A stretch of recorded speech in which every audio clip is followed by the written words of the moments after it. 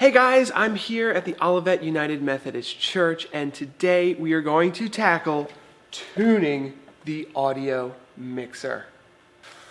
All right, I'm here with Melissa McCormick, and Melissa has an audio engineering degree from Lebanon Valley College here in Pennsylvania, and she's going to tell us a little bit about this audio mixing board here, because what I'm told, and this makes a lot of sense, the only way to tune an audio mixer is to really be here on Sunday and listen to the entire service. Is that correct? Yeah. So what's going on here, Melissa? Pretty much they have roughly a 32, a 32 channel board that has up to 28 microphones in here. It goes from pews, it goes from lecterns, pulpits, it's piano, it goes hanging microphones, it goes lecterns, lapels, it goes like everything. So right now they have hanging mics, piano mics, and lectern mics and pulpit mics and choir mics. Right now their system, they don't have to worry about the hanging mics right now, because the hanging mics have been up there for a while, but it doesn't help their live stream. And for the piano, it's all good because they want to like get that all the way through the church. If you're in the back of the church, you really want a microphone there so you can hear it in the back of the church. Even though it's so loud and so echoey in here, you still want to like get sound reinforcement all the way back here. For the organ, it's really loud in here. So for all the microphones, you either have to mute them or you turn them down all the way, because you'll get feedback through your entire system, which you don't want, because it just like bothers everybody in the world. And for the end users on the live streaming side, they'll hear the feedback and they'll comment saying like, oh, there's a lot of feedback, or oh, the microphones are not too up, or like something like that. I can't hear it. So so you have to like worry about what the end users are worrying about too. So it's like you should have like an audio, a person who knows the board here, and then you should have someone who knows the system over there. So it's like the microphones come into the board, which then is digitally processed to vMix, Wirecast, or OBS, whatever you're using for a live stream. So you kind of, to hear any changes, like minute changes, you need to do it from the board all the way, and then it will be digitally processed over to your computer. Take me through this, Melissa. What are we looking at? So right now we have the pulpit right here, we have the lectern over here, we have choirs, we have steps, we have post. What's post? Post is like literally like a post. Oh, I see. Like there's a microphone on the post? There's a microphone on the post, or there's a microphone near the post. Okay, it's just a marker for It's just a marker for us. In the pews, like some spots, because there are microphone inputs in the two front pews in the middle of this church. So you can actually put a microphone right into there, and it will come right here, and you have a pew left and right. Nice. You have post right, because there is, same way, there are two microphone inputs on these two front posts. Got it. Oh, they're mic inputs on the sides. I can actually see them. Yes, they're mic inputs. Yep, okay. Then you have the CD player, which is down in the rack, down here. Got it. PC, that we have a brand new PC. We have the main volume. Lapel mics is just the... So just to back up, the PC is sending audio to the mixer. Got it. So that's how you're playing music besides the CD. Besides the CD player, yes. For the main, that's an entire main.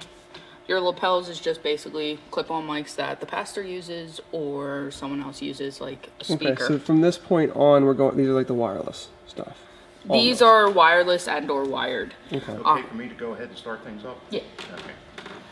Sorry about that. We have okay. our lovely mic giveaway over here. We have lapel mics, we have handhelds, physical handhelds, then the hanging mics, we have floor, front, back. We have like 4 hanging mics that are just in the church. We have another hanging mic, we have a piano mic. Orange and yellow, I'm assuming that is just a cable that they use for just a certain system, and then they have a video input through their entire system. So tell me, what is the biggest issue right now with the system? It's the feedback. Is the feedback, yes. How, as an audio engineer, would you tackle that? What would be the first things you would look for? Listening to like the audio coming into the board. So I would listen to it coming into the board to see if it is feedbacking into it, because a lot of times you can hear the feedback through the board itself. Got it. So it could be feedback coming into the board. Yes. What would you tune? Are you trying to create a complete mix, right? So you're trying to mix all of these sources together. Are you going to be doing any work with the EQ? Is that what those knobs are? Can you show us those? Yeah, so we have monitor left and right, which is the two monitors on the sides over here. Oh, okay. So there's a monitor Left over there and a monitor right over there. Are those for you to hear? No, that's for the whole entire church to hear. Okay, so that's what's outputting from this system. And is that causing the feedback, possibly? No. Okay. Those are just coming out, but it can be the problem with the feedback, but it's also like, it's so echoey in here because it's a beautiful church, and like we don't want to put any like acoustic panels or anything in here because you want to keep the aesthetic for the church and leave it alone pretty much. So for it, it's just like coming from people talking to the organ coming through and like all of that. It comes through the microphones and it goes right back out. So then, but the speakers can also be the reason why it goes back into the microphone, and then you hear a feedback, an endless loop of a feedback. So for these are aux, these are auxiliary, so that's why the monitor, the two monitors are coming through. Okay, They're I see those auxiliary. two monitor. Right here. Got it. One on each side. Yep. Okay. It's their reference points. So like you can see this and then work all the way across. So you see these two lines are the monitors. They're reference points, so someone can look at this and be like, oh, the monitors are right there. Okay, I see. So then up here, up in this area up here, we have the equalizers. Okay. Each channel has an EQ, lows, mids, and highs. They break the lows and mids to like low mid and high mid. That could be voices, that could be like anything you can think of. Mostly, in this case, since it's mostly talking, it is mostly low mids of someone's voice or the high mids of someone's voice. Mm-hmm. And then on the very, very top, we have gain, which is basically... I see. These are the gains right there. The gains are in the very top. It's basically just how much the microphone is hot. So it's not like volume.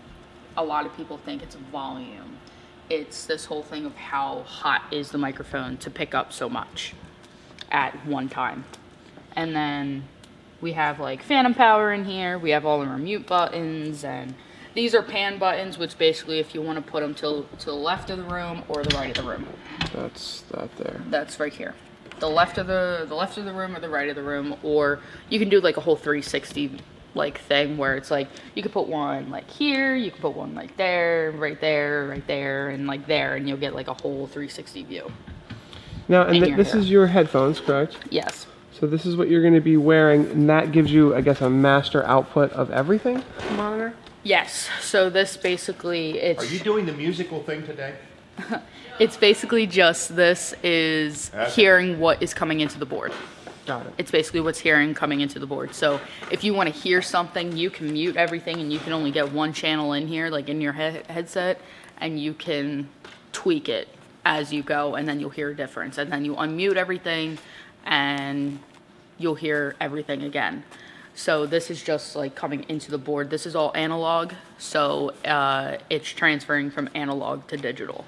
Okay. And so one of our goals here is to get the entire output of this, really clean, not just for the in-church experience, but also into vMix for the stream. Yes. All right, so we're looking at the compressor here as a possible solution to help with the audio incoming, right, from the mixer here. From over here. Can you explain the difference between the ratio and the threshold? So threshold is just a bar that it's an imaginary bar, so your audio would be coming through. If you put the threshold up, it will basically compress this down. It will put like an imaginary line here, and it will basically compress it down so the audio cannot pass that threshold. If it passes the threshold, it will So what do you suggest for the Correct. threshold here? For it, like, say, like, as, like, so it goes higher than 18 in this case. So if you, like, bring the ratio up, Oh, I see it. comes up. But if you bring, like, that up, so now at negative dB here, negative 33 dB, you can continue to compress it down, or you're opening it in this case. If you keep going down,